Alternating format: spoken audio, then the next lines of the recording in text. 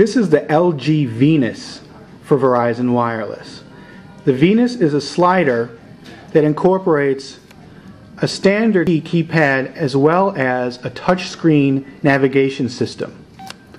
Taking a quick spin around the Venus, you can see it has a touch-sensitive navigation area here as well as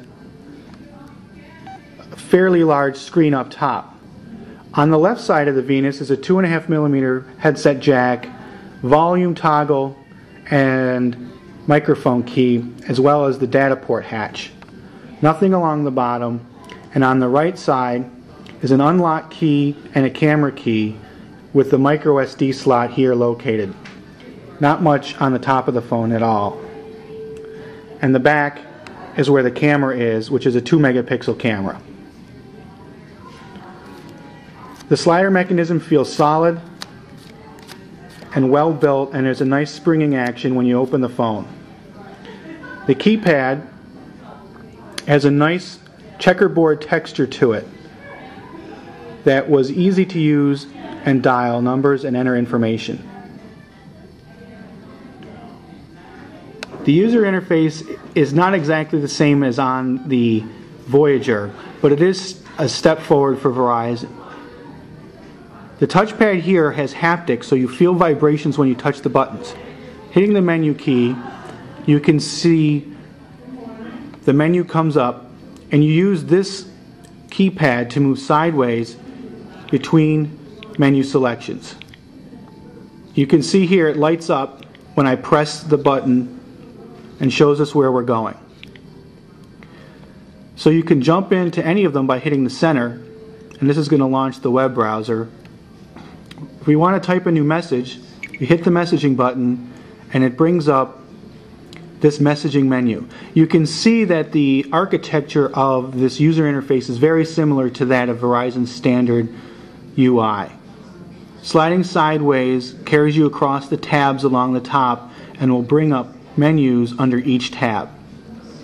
This is not much of a change up from what we've seen on current Verizon phones. Firing up a new message, we have the standard options of text, picture, or video messages. We can always jump back to choose something else.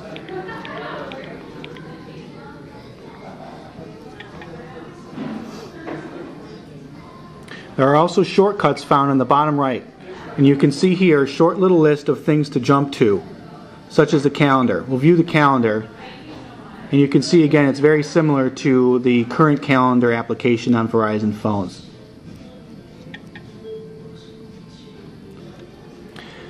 You can see that the standard state for the touchscreen is for it to be locked.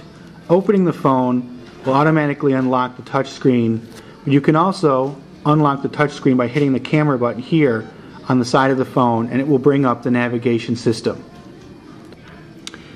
Verizon has added some animated wallpapers to their phone, so you can see here there's some slight animation going on in the background that when the phone is closed, you can see the image bleeds from the main screen a little bit onto the navigation pad.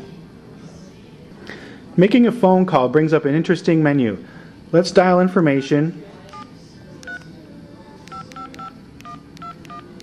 And you can see here on the navigation pad that we have some options.